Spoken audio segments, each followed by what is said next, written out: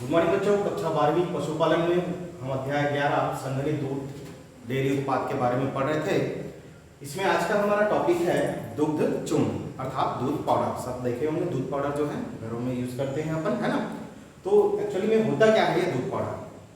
किसी भी विधि से दूध को सुखाकर, है ना, बनाया गया जो चूर्ण है दुग्ध चूर्ण या दूध पाउडर कहलाता है।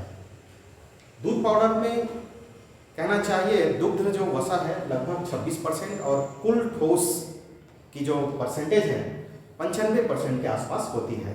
इसमें हम बात करें लैक्टोज की अर्थात लैक्टिक अम्ल की, है ना, तो 1.2% के आसपास ही होना चाहिए। उससे ज़्यादा होने पर यह खराब माना जाता है। नवजात शिशुओं को आप लोग देखे होंगे जब माताओं को दूध नहीं आता है तो इसी दुग्ध चूर्ण से दूध बना करके उन्हें पिलाया जाता है। बात करें अपन संगठन की, तो संगठन के लिए आप दुग्ध चूर्ण और सपरेटा चूर्ण, मतलब सामान्य दूध से बना हुआ चूर्ण और सपरेटा दूध आप पिछली कक्षा में पढ़े होंगे। ऐसा दूध जिसमें से अपन मक्खन निकालने है ना, उसके पश्चात जो दूध बचा है उसे सपरेटा दूध कहते हैं। तो इनमें इनका जो संगठन है देखिएगा, है ना, दुग्ध चूर्ण में जल की मात्रा जो है 3.7, वसा 26%, प्रोटीन 27.5, लैक्टोज 36.8 और भस्म अर्थात राख जिसे हम खनिज लवण के रूप में प्राप्त करते हैं 6.0% होनी चाहिए। सपरेटा दूध जिसमें से मक्खन निकाल लिया गया हो, है ना, ऐसे दूध से जो दुग्ध चूर्ण अर्थात दुग्ध पाउडर बनता है उनमें जल का परसेंट 3.5, वसा 1.0, 35.5, प्रोटीन लैक्टोज 52.0 और भस्म जो है 7.9 के आसपास इसे स्थिर करना चाहिए। बात करें अगर हम इनको बनाने की, तो दूध पाउडर बनाने की लगभग 3 विधियां जो है लाई जाती है। पहला है वायुमंडलीय बेलन शुष्क विधि, दूसरा है निर्वात बेलन शुष्कन विधि और तीसरा है फुहार शुष्कन विधि। पहला जो है देखिएगा वायुमंडलीय बेलन शुष्कन विधि। इस विधि में एक बेलन लिया जाता है, खोखला बेलन जो है ना, उसके बीच गैप रहता है।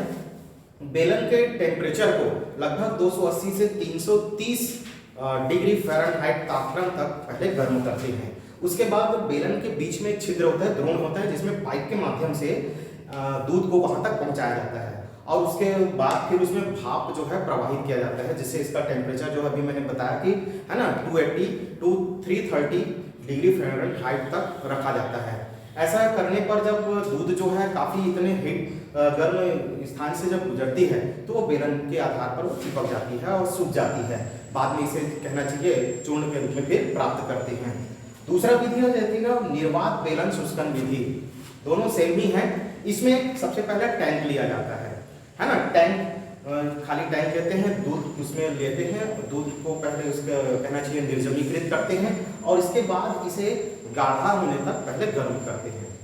जब दूध जो है गाढ़ा हो जाता है तो फिर जो बनाने का जो प्रोसेस है पहले के अनुसार ही होता है ना। जो गाढ़ा दूध है उसे बेलन में लेते हैं और उस वहाँ से फिर, है ना, उसे 32 डिग्री सेल्सियस तापमान पर, है ना, भाप का जो है फुहार दिया जाता है, जिससे वो गाढ़ा दूध जो है जम जाता है और दुग्ध चूर्ण प्राप्त हो जाता है।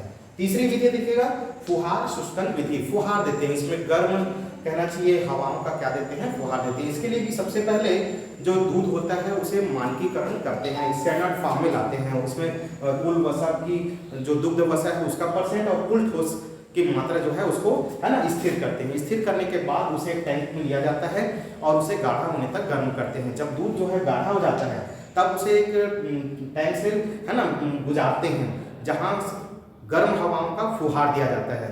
तो जब टैंक में गर्म हवाओं का फुहार दिया जाता है तो वाष्पीकरण के द्वारा, है ना, जो दूध है, दूध में का जो पानी है वो वाष्पीकृत हो जाता है और दूध जो है जम जाता है, जिसे पीस करके, है ना, दुग्ध चूर्ण प्राप्त किया जाता है। तो ये तो था हमारा दुग्ध चूर्ण बनाने की विधि। धन्यवाद। आज के वीडियो में इतना ही।